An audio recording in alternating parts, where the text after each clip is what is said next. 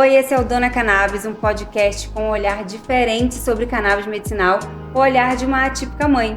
Eu sou Manu Pinheiro, jornalista, mãe de 3 e um dos meus filhos tem autismo e deficiência intelectual.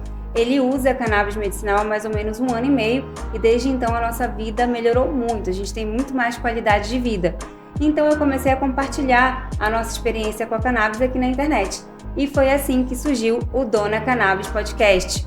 E no episódio de hoje, a gente vai falar um pouco sobre o sistema endocannabinoide nos autistas. E quem vai falar sobre esse assunto com a gente é o neuropediatra Flávio Alves. Doutor, muito obrigada por estar aqui hoje. Mas, primeiramente, quero te agradecer pelo espaço que você me concedeu lá na SICMED, me convidou para falar um pouco da nossa história com a cannabis lá para um público de muitos médicos. Foi muito especial. Primeiramente, muito obrigado pelo convite, estar aqui batendo um papo contigo. Acho que essa troca de experiência é muito interessante. E eu acho que ninguém conhece mais o filho do que a própria mãe.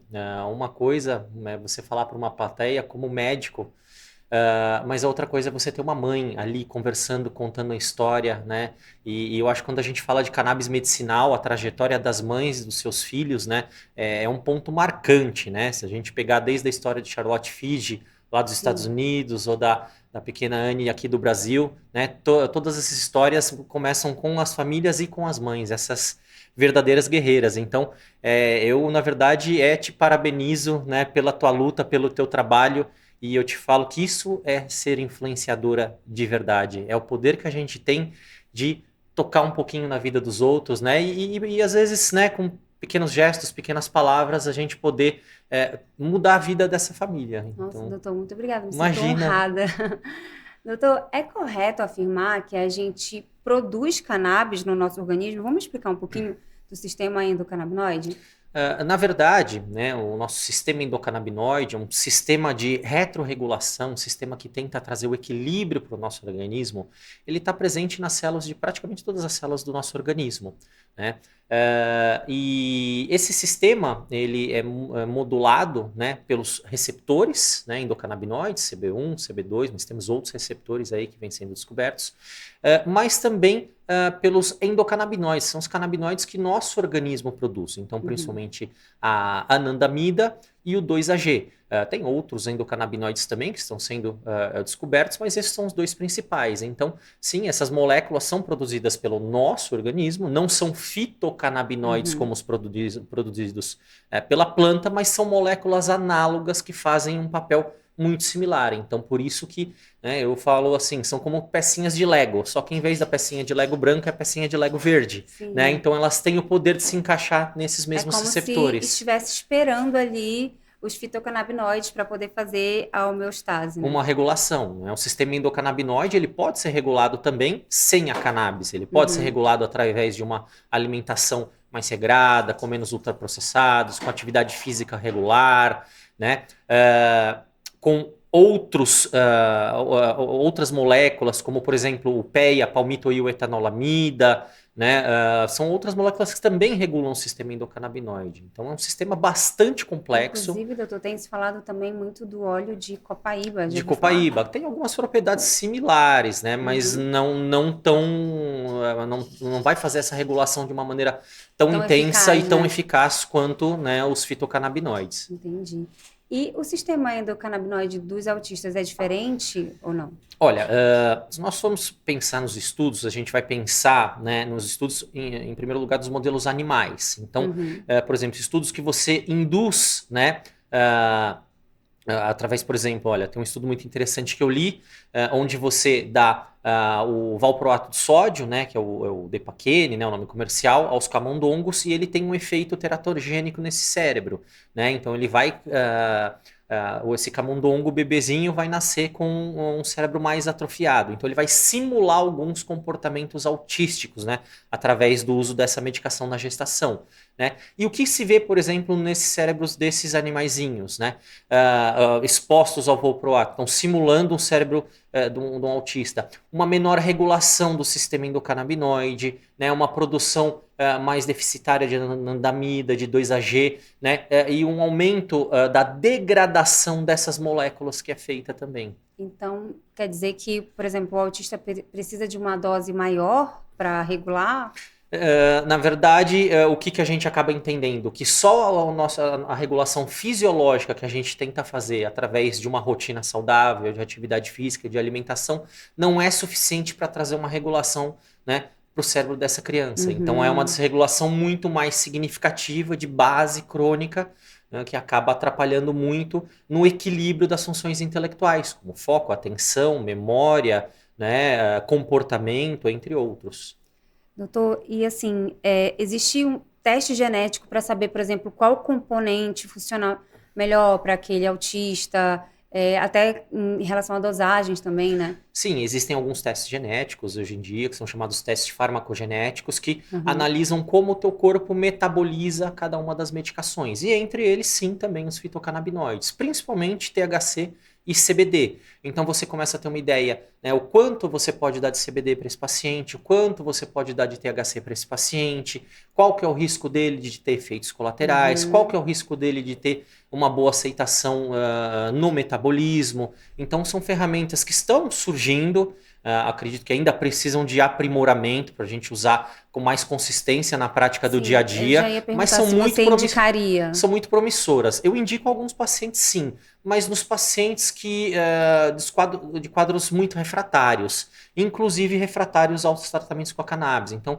geralmente aqueles pacientes autistas nível 3, né, com uma gravidade, com uma deficiência intelectual severa, que tem alterações comportamentais, agressividade, autoagressividade muito grande, onde é uma combinação já de medicações alopáticas, como antipsicóticos, inibidores de recaptação de serotonina, você já não tem resultados bacanas, mesmo com a cannabis 70 você ainda não tem bons resultados, né? Então aí nesses casos refratários eu acabo usando na minha prática sim. Legal. Doutor, e assim, o que acontece, né, no cérebro da criança autista? Por que ela se beneficia da cannabis, assim? Então, na verdade, exatamente, né? Por essa hipótese de uma maior desregulação do sistema endocannabinoide, né? E esse sistema endocannabinoide se regulando, você vai conseguir melhorar a grande maioria das funções cognitivas. Então, como eu disse, atenção, é foco, é memória, né? Só que tem algumas peculiaridades, né, no uso da cannabis medicinal do autista que a gente não percebe tanto com as medicações alopáticas, né? E, por exemplo, né?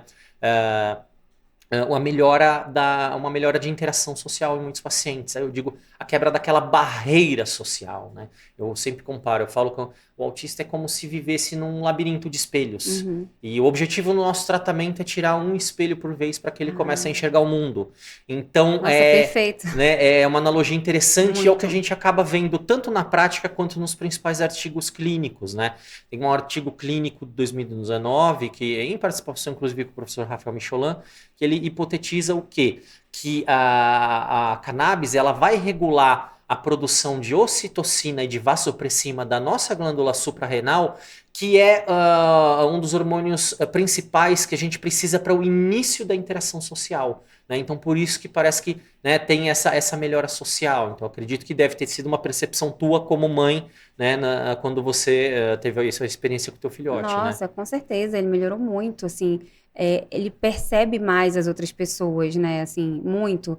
Ele não procura ali fazer a interação, mas ele percebe, ele aceita, ele recebe, isso é muito bom. E entender, né, que não é só, né, por exemplo, a regulação com a cannabis, é isso, e mais a estimulação, né, que essa criança vai precisar receber.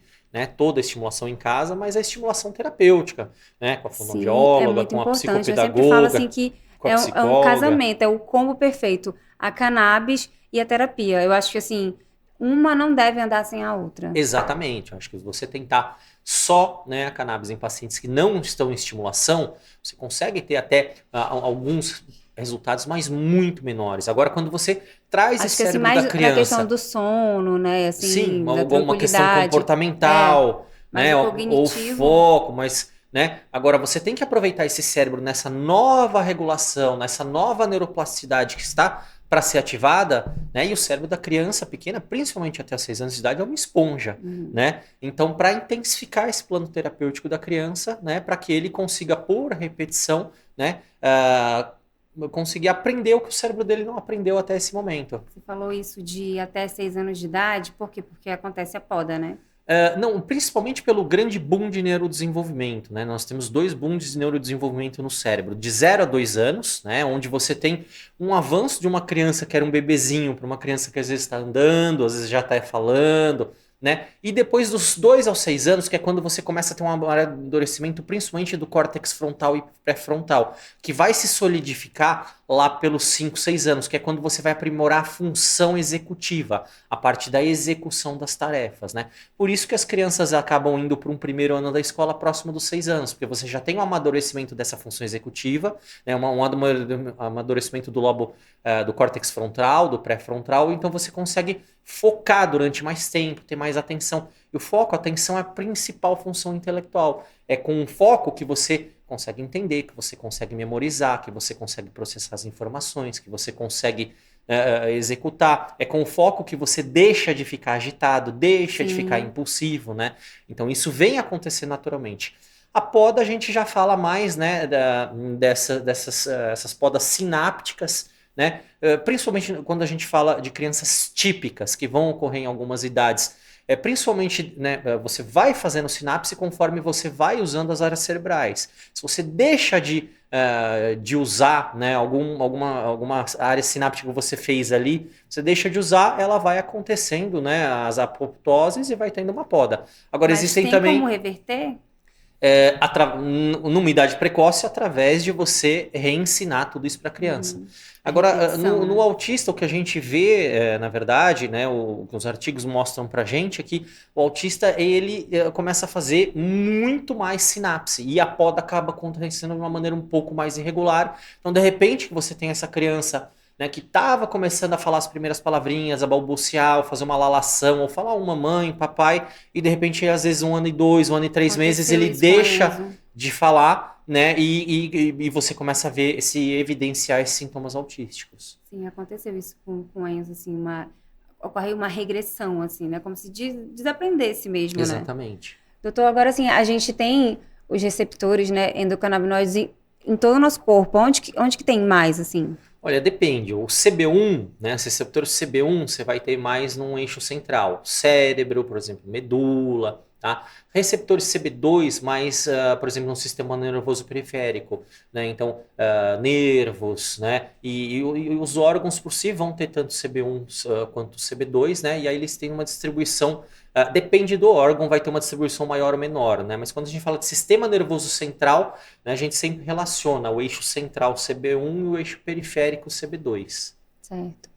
E por isso que os autistas, eles conseguem, assim, se beneficiar tanto do uso da cannabis? Então, por fazer essa regulação que antes não havia sido feita de uma maneira natural, né? Então, você faz acaba sendo uma suplementação, né, com o fitocannabinoide, você faz com que essa regulação seja mais efetiva, melhorando essas funções cognitivas. E assim, todo autista tem indicação para usar cannabis ou não? Tem que ter um perfil assim específico? Não todas as crianças. Nós vamos usar principalmente, né, em casos refratários às outras medicações. Quando você pensa em medicar uma criança com o espectro autista? Quando você tem alguma comorbidade significativa que está atrapalhando a qualidade de vida dele. Então, uma epilepsia, um transtorno comportamental, um TDAH, um distúrbio do sono. Então, né, uma deficiência intelectual a gente não vai medicar por ter a deficiência intelectual. Né? Nós vamos estimular. Sim. O autismo, nós não vamos medicar por ser autista, nós vamos estimular. Esse é o tratamento. Então, agora, tendo focar uma comorbidade, assim, né? exatamente, tendo sintomas, né, que estão atrapalhando significativamente a qualidade de vida dele e da família, nós vamos pensar na medicação. Inicialmente a medicação alopática, que é o protocolo, então os pacientes têm um transtorno comportamental grave, risperidona, aripiprazol, se o paciente tem uma epilepsia, nós vamos pensar no valproato, numa carbamazepina, né, individualizando sempre o tratamento.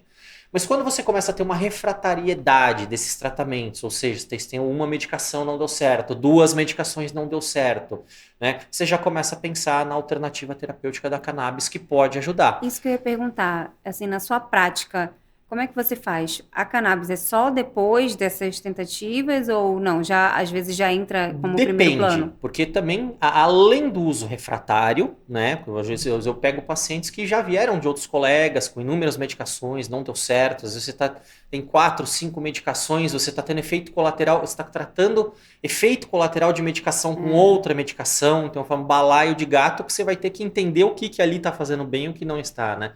Então, esses pacientes acabou né, sugerindo aos pais como uma alternativa terapêutica. Agora também nós temos que respeitar a opinião dos pais. Eu tenho famílias que eu mostro as opções alopáticas e eles falam, oh, Flávio, eu não gostaria de fazer o tratamento com a opção alopática. Eu tenho que fazer toda uma explicação, dizer que é um uso compassivo, eu costumo mostrar as evidências, os artigos, assino um termo de consentimento, falo, vamos tentar então juntos por esse motivo, né? E aí a gente faz a tentativa do uso compassivo. Mas para pacientes que tenham queixas, né, dessas comorbidades, desses sintomas atrapalhando, né? Então, às vezes tem um paciente que chega e fala, olha, né, ele ele faz terapia, tá bem, não tem grandes queixas, eu quero tentar cannabis. Opa, aí você não tem indicação. Não tem por que você expor o cérebro, né, independente de ser, né, um fitofármaco, né, ou uma medicação alopática, se você não tem essa necessidade. Então, acho que é muito claro, tem suas indicações. E existem casos, assim, por exemplo, de, não funcionou, não serviu, não ajudou em nada a cannabis? Sim, como toda medicação. Então, tem o caso, sim, que o paciente teve efeitos colaterais, como irritabilidade, como diminuição de apetite, ou como uma sonolência ou letargia aí durante o quando dia. acontece isso aí, não, vamos parar o tratamento ou vamos tentar tratar esses efeitos colaterais? Como é que é? Depende da intensidade o quanto está atrapalhando. Às vezes, se é uma coisa tolerável, que não está atrapalhando tanto, você consegue manter o tratamento, né? Agora, se é uma coisa que está trazendo mais prejuízo do que benefício, eu acabo suspendendo. Tem pacientes também que não simplesmente você não tem resultado. Você entra, você tenta, você explora a dose, você não vê resultado. Não tem piora, mas não tem melhora. Então não tem sentido a manutenção com Mesmo esse com produto. doses altas, assim? Sim. Às vezes o que você pode fazer nesses pacientes que não tiveram resultado com uma primeira tentativa, um full spectrum tradicional, é tentar outro tipo de moléculas, né? Então, um óleo com um pouco mais de THC, um óleo com um pouco menos de THC, né? É um óleo que tenha uma maior proporção dos canabinoides menores. Então, existem outras estratégias, mas se a gente pegar os principais estudos, eles falam em melhora de qualidade de vida desses pacientes em 70% dos casos. Vale a pena tentar. 20% dos casos você não vê mudança. E 10% dos casos vão ter esses efeitos colaterais que você vai ter que suspender a cannabis. 70% de eficácia, né, em um tratamento é muita coisa. É muito superior, né, a um antipsicótico, a um antidepressivo, que vai estar na faixa de 50% de eficiência. Eu soube recentemente do caso de um amigo meu que tem uma filhinha, né, que estava usando a cannabis medicinal, só que ela realmente teve muitos efeitos colaterais, que foi enjoo, vômito e perda de apetite. E ela emagreceu bastante, aí ele resolveu dar uma parada, assim. Nesses casos, é melhor parar mesmo, ou dar um tempo, dá para voltar, dá para tentar... Assim, se você teve efeitos colaterais significativos dessa monta, eu não insistiria no mesmo produto. Eu posso pensar, de repente, um produto diferente. Olha, por exemplo, se isso aconteceu com um produto isolado, se você põe um pouquinho de THC, que acaba sendo o óleo mais indicado para os autistas, principalmente com mais segurança até depois dos 5 anos, né? Então, de 3 a 5 você pode usar, mas com mais parcimônia, mais cuidado. 5 em diante você tem mais segurança. Então, os principais estudos mostram que realmente o full spectrum é uma das melhores opções. É a opção que tem mais evidência nos estudos, na verdade, né? Então, por exemplo, usou um isolado. O isolado, por não ter nada de THC, ele vai ter uma diminuição mais importante de apetite. Às vezes, você põe um pouquinho de THC, 0,3%, 0,5%. Nossa, acredita que eu conversando com ele, eu falei exatamente isso, assim. E olha que, né, eu sou só uma curiosa, uma mãe, exatamente. assim. Então, mas, por exemplo, se ele não tolera o gosto, se ele não tolera no estômago, existem outras opções hoje em dia também. Você tem, às vezes, os produtos de nanotecnologia, que são hidrossolúveis, tem uma absorção muito mais forte, muito mais rápida. Você tem hoje produtos em caplets, que são também cápsulas de absorção hidrossolúvel. Então, Hoje o mercado vem avançando bastante nessas novas opções. Você falou que com 5 anos já dá para começar a usar ali o óleo com THC. Mas não tem uma idade, assim, por exemplo, para começar a usar o isolado, por exemplo. Eu tenho uma amiga que tem uma filha ela nasceu prematura e ela tem, eu não lembro muito bem, acho que leucomalácia. Uma leucomalácia periventricular. Mais ou menos isso, assim, não sei se é Que é exatamente. uma lesãozinha neurológica pela falta do oxigênio por ser prematura, eu acho entendeu? que ela tem 5 ou 6 meses, assim, e ela estava pensando, né, em iniciar o tratamento. Ela vai falar com a neuro, né, da bebê. E assim, mas já daria para indicar? Aí a neuro não vai recomendar. Por quê? Não. Porque a recomendação de segurança da Organização Mundial de Saúde é a partir dos 2 anos de idade. Tá? O THC ele pode sendo adicionado com o tempo. Umas crises focais de convulsão. Aí você vai ter que explorar as medicações alopáticas mesmo, né? Então, uma combinação, né? Então, assim, geralmente o protocolo por segurança, assim, então. nem isolado. Protocolo por segurança é depois dos 2 anos de idade, tá? Então, a partir daí, né, preferência, às vezes você com um isolado, um broad spectrum, com o amadurecimento da criança, você vai tendo mais segurança com os produtos com THC, e sempre, né, são produtos ricos em CBD com pequeninas doses de THC, né? Agora, THC em altas doses, como na cannabis fumada, ou como, né, em óleos, nós temos óleos hoje 1:1, que são usados para dor crônica, por exemplo, né? No cérebro em desenvolvimento, nem pensar, tá? Porque o THC, ele pode, a gente não sabe exatamente o efeito do THC no cérebro em desenvolvimento em altas doses. Você tem muito estudo sobre a cannabis fumada, né? Agora, né, sobre o óleo ainda nem tanto. Então, a gente vai com bastante parcimônia. Uma pergunta que eu sempre recebo, doutor, é, por exemplo, com quanto tempo você viu o resultado no seu filho? As pessoas têm um pouco essa ansiedade, né? Eu sei, porque eu também já estive nesse lugar, né? Principalmente as mães que já querem ver uma melhora ali. Só que é muito individual, né? Assim, quanto tempo que é o mínimo para ativar ali o sistema endocannabinoide? Quanto tempo que é o máximo, assim, não, vou esperar esse tempo aqui, porque eu acho que ainda tem chance. Depende. Porque nós fazemos uma titulação, uma subida do óleo lenta e gradativa. Então, geralmente, né? Inclusive seria legal a gente falar da curva de um invertido, isso, né? Isso. Então, eu começo a ter resultados entre o primeiro e o segundo mês. É quando eu começo a observar mais os resultados. Foi mais ou menos maior estabilidade entre o terceiro e quarto mês, né? Então, né, é muito interessante essa questão da curva de um invertido. Então, né, a regulação do sistema endocannabinoide nesse tipo de quadro, ele se dá através de uma parábola. Quanto maior a dose, você vai tendo um efeito mais significativo. Só que se você passar da dose alvo, você começa a ter piora. E é muito típico. Você vê uma irritabilidade muito grande, você teve uma agitação muito grande.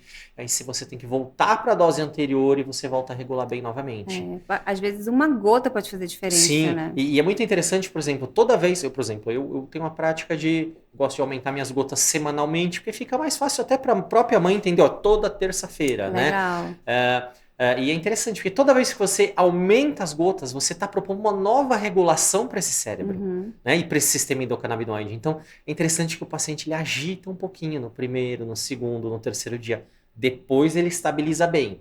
Ou se ele estabilizar, mal permanecer, é que você passou da dose. E tem pacientes que lidam com microdose também, que às vezes com 1 ou 2 gotas é mais do que o suficiente. Nossa, se você, né, foi para uma terceira, já dá errado. Nossa, lá em casa, tanto eu quanto o Enzo, assim, a gente só conseguiu com doses maiores, assim, o Enzo toma doses bem altas. E na criança a gente sempre pensa em dose por peso, né? Então, e tem mocinhos mais fortinhos do que os outros, então vão requerer doses mais altas ainda. Inclusive, ele ficou bem fofinho por conta da risperidona que ele tomou e não só engordou. Exatamente também, esse ponto é muito interessante, porque aí, né, são às vezes crianças que podem ter uma tendência maior à obesidade, por quê? Pelo uso dos antipsicóticos, que a risperidona, o aripiprazol, causam uma baita de uma compulsão alimentar, né? Aumento de colesterol, de triglicéridos, né? Então, às vezes o paciente já vem no teu consultório já com a obesidade. E a cannabis é um recurso interessante porque, ao contrário do que a gente imagina, né? Porque quem faz uso fumado tem a tal da larica. Então ele faz uso fumado, por uso fumado ter alto THC, ele vai e come 5 McLanches na sequência, não é verdade? Quando a gente está falando dos óleos à base de cannabis, principalmente, né, os óleos usados nas crianças com espectro autista, são óleos ricos em canabidiol e com baixíssimo teor de THC. Então, o canabidiol em maior proporção, ele vai diminuir o apetite. Então, ao contrário do que a gente imagina que ele vai tomar o óleo, ele vai comer tudo. Não, não, não, não. Ele diminui o apetite. Então, até é interessante, às vezes em pacientes que eu faço associação da risperidona, do aripiprazol com o canabidiol ele tenta diminuir um pouquinho, mas realmente o poder da compulsão alimentar do antipsicótico é gigante. Inclusive, assim, a minha decisão de ir para cannabis foi porque um médico receitou a Ritalina. E eu falei assim, não quero. Eu não quero, eu vou tentar a cannabis então. A Ritalina, que é um psicoestimulante, ele acaba diminuindo bastante o apetite, mas de uma maneira bem mais intensa. Só que nem todo paciente no espectro se dá bem com os psicoestimulantes, porque o psicoestimulante irrita o cérebro antes de estimular. Então, muitas vezes, tem pacientes que evoluem com uma grande agitação, uma grande irritabilidade, né? E simplesmente você tem que suspender, né, o psicoestimulante. Inclusive, a gente estava falando ainda há pouco, não é, doutor? Que nunca ninguém morreu de overdose de cannabis. Você não tem relatos no mundo. Por quê? Porque você não tem receptores CB1, CB2 em quantidades suficientes no tálamo, né? Que é uma estrutura cerebral fundamental, né? E diferente, por exemplo, de opioides, né? Você pode ter uma intoxicação por opioides. Por quê? Porque você tem muitos receptores ali e você pode acabar evoluindo com uma parada cardiorrespiratória, né? Por exemplo, um uso pesado da cannabis, né? Você vai ter ali você pode ter alguns sinais de uma intoxicação, mas no sentido de uma sonolência, uma sedação excessiva, né? Um aumento excessivo do apetite, né? Alguma crise ansiosa, mas não morrer de overdose. Isso não vai acontecer. Nossa, isso é muito importante, até tranquiliza as famílias, né? Que têm medo ou que acham que assim, vão dopar, né, a criança. Eu falo assim, né, para as mães, a gente tem que entender que o canabidiol é diferente da cannabis nesse momento, né? Nós não estamos falando exatamente da planta, mas sim, né, das moléculas que estão presentes nessa planta, né, mas, né, que são extraídas por alguns processos farmacológicos, né, para você desenvolver um tratamento, né, um tratamento medicamentoso mesmo. Eu tô lá na SICMED, você relatou alguns estudos de caso, assim, eu achei super legal, porque para mostrar, né, com evidências e tudo, e comprovar os benefícios da cannabis medicinal no autismo. Eu queria que você falasse aqui pra gente, né, para quem não estava lá, qual foi o caso mais surpreendente, assim, para você? Olha, eu acho que foi um dos meus primeiros casos. Era um mocinho nível 2, não verbal. Ele tinha uma agressividade muito significativa, né? Agredia os pais, os irmãos, né? Ele tinha um problema muito grave de manipulação de fezes, ele ingeria fezes e tentou todo quanto é tipo de alopatia. E essa mãe chegou comigo para mim na consulta com um frasquinho e falou: olha, eu queria tentar. Né? Como que eu faço? Né? Um frasquinho já chegou com sem frasco. rótulo, sem nada. Totalmente. Eu falei: olha, eu acho que a gente até pode. Peraí, eu vou estudar direitinho, vamos ver como é que vai ser, né? Eu vou voltar. Você volta aqui semana que vem que eu vou te falar como que a gente vai fazer direitinho, foi assim combinado? Que começou, né? Que legal. E aí, vou lá, estuda, vai ter, né?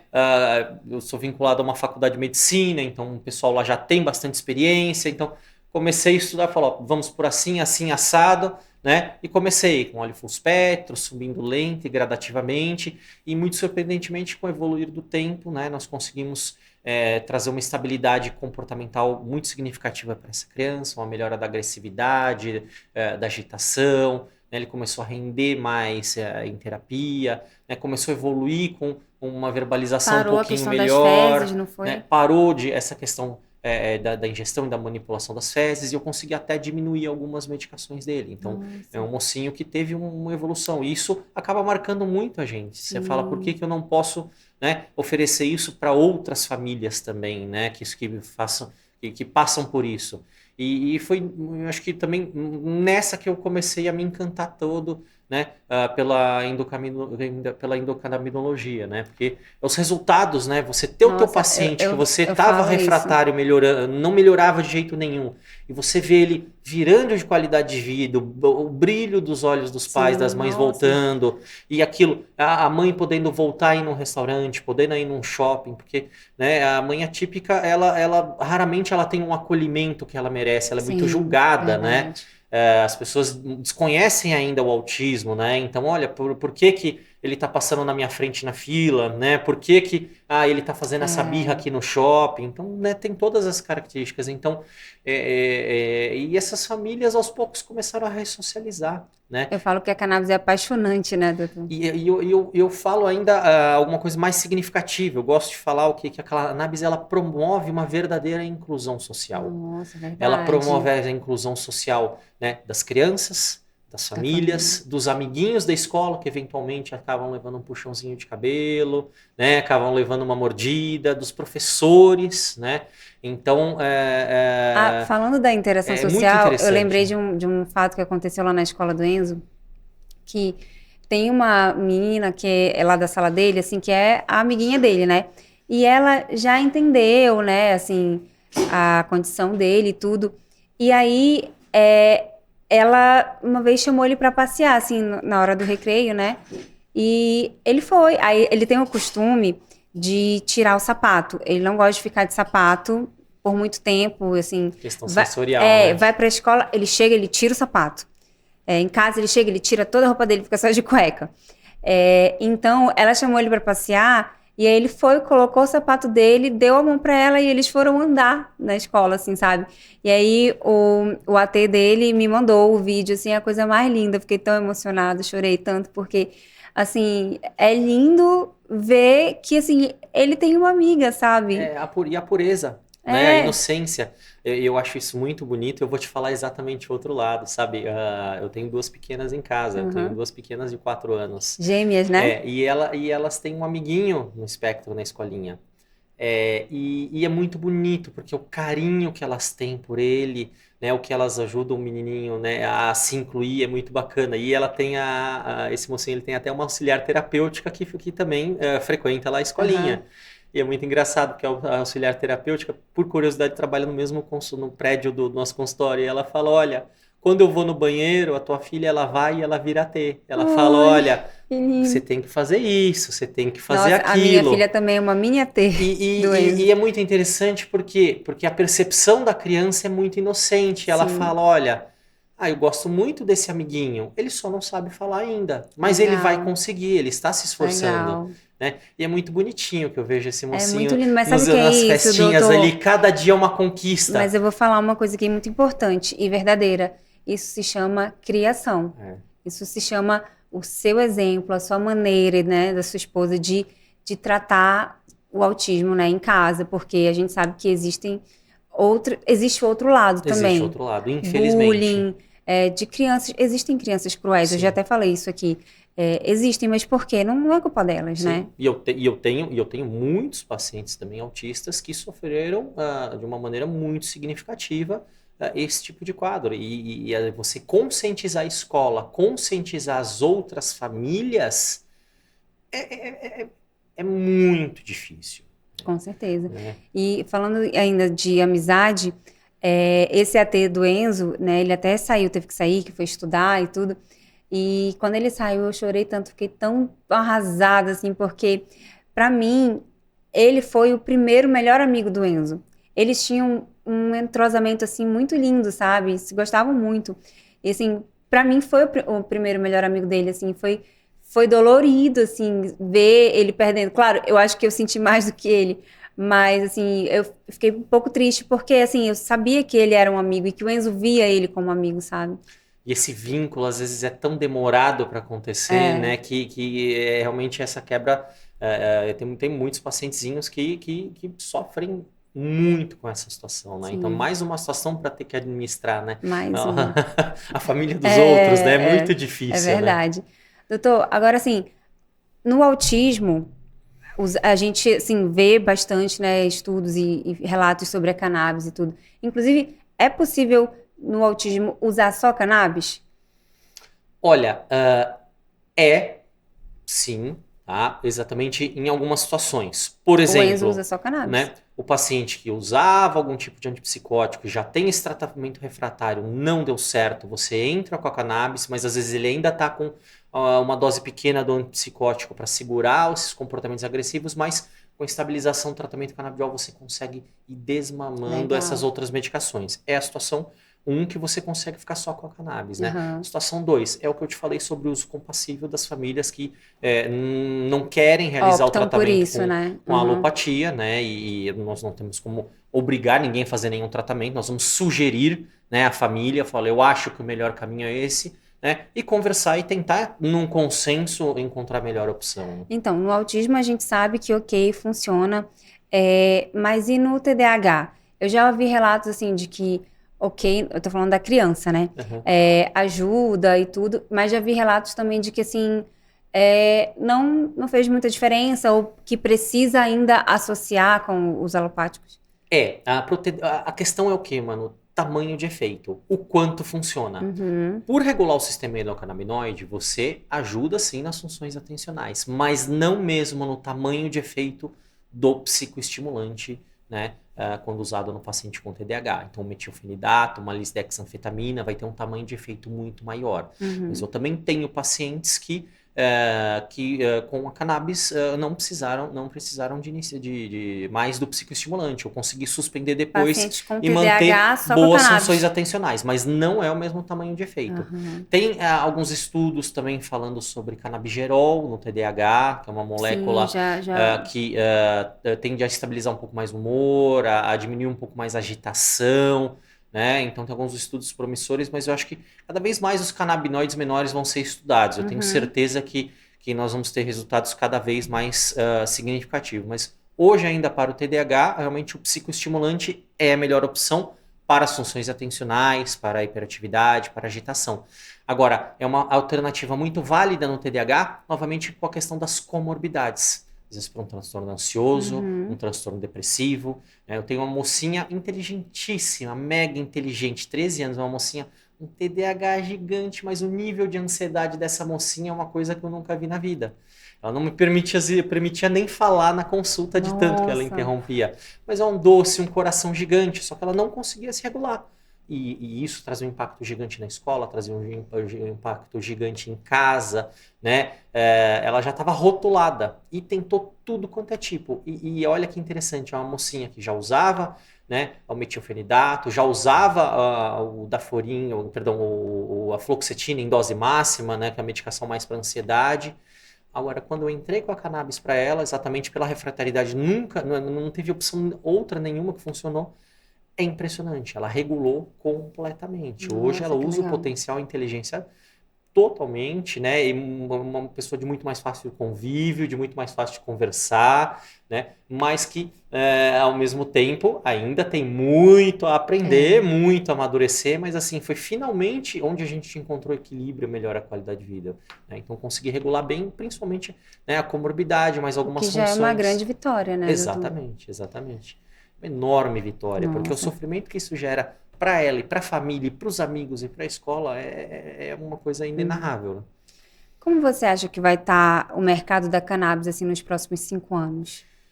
Eu acho que depende, acima de tudo, de pesquisa, de educação, de conscientização. Eu Uhum. acho que quanto mais educação nós tivermos, quanto mais conscientização, até por isso foi a proposta, né, há 2 anos atrás, nós fundamos a APMC, a Associação Pan-Americana de Medicina Canabinoide, lá na Faculdade de Medicina do ABC, para desenvolver pesquisa, desenvolver estudo, discutir com os médicos que têm experiência, ensinar os mais novos, Que ensinar o legal. sistema endocannabinoide Sim. já na faculdade. Então Que legal. eu Já, acredito, já tem lá? nós vamos ter a disciplina eletiva de endocannabinologia Aham. esse ano, ainda para os alunos de Que medicina. Então legal. é um passo muito Com significativo. certeza. Mas assim, então acho que a gente tem que trabalhar nisso, né? Às vezes aqueles médicos mais velhos, que já têm opinião formada, que já acham que já sabe de tudo, vem ainda com o lado do preconceito, né? Uhum. E talvez um comodismo, porque não quer estudar, não quer ir atrás, né? Então acho que a gente formando gerações mais jovens que conheçam já o sistema endocannabinoide, vai ficar muito mais fácil, vai melhorar o cenário, pelo menos eu digo do ponto de vista Eu acredito médico. Eu acho que, Aham. né, falando do ponto de vista médico, acho que esse é o nosso caminho. Doutor, para finalizar, uma pergunta que eu sempre faço aqui. Cannabis é droga ou remédio? Depende. Depende da dose, depende da molécula, né? Então, como eu digo, o canabidiol, ele vai estar muito mais próximo de uma molécula terapêutica mais global. O THC, dependendo da dose, ele pode tanto potencializar, trazer o efeito entourage, melhorar a dor crônica, né? Tudo depende da interação do canabinoide, né? Da dose. Agora, como pediatra, eu sou obrigado a falar, né, que a cannabis fumada pode sim trazer prejuízos ao cérebro em desenvolvimento. Então, a gente tem que ter total cuidado. Então, né, nessa fase infantil, eu vejo completamente como uma droga nesse sentido. A cannabis fumada, né, no cérebro em desenvolvimento infantil, então, especificamente, né? Mas ali por que idade, mais ou menos? Olha, até os 26 anos, eu diria que é onde você mieliniza, desenvolve tua personalidade, você amadurece bem esse teu cérebro.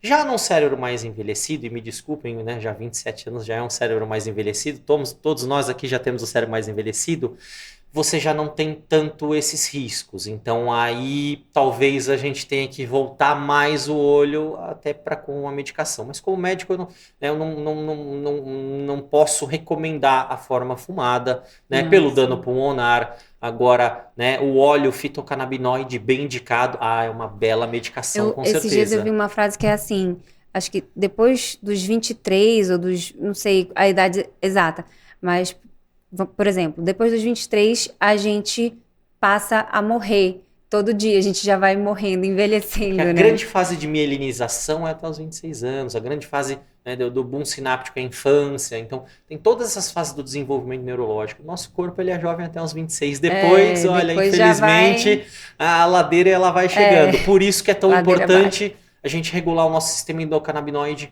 com atividade física, né, com a alimentação, uma alimentação regrada, né, e com a própria cannabis, né, com o canabidiol, para quem tem essa indicação clínica. Doutor, muito obrigada. Amei assim, o nosso episódio, foi muito esclarecedor, informativo. Obrigada mesmo. Imagina, eu só agradeço a oportunidade e o privilégio de bater um papo aqui contigo e quero convidar a todos para conhecer a Associação Pan-Americana. Sim, vamos colocar o nosso site Instagram, aqui, o nosso redes. site é Cannabis Panam, cannabis com 2 N's e Panam com M no final, de panamericana.com, nosso site. Nosso Instagram é @cannabispanam. E lá é uma associação feita para todos os profissionais da saúde, médicos, odontólogos, veterinários, farmacêuticos, enfermeiros, né, que queiram apenas estudar e discutir a parte científica, né, da cannabis medicinal. Então, estão todos convidados, sejam bem-vindos. Obrigada. Imagina, eu que agradeço. Uma boa noite.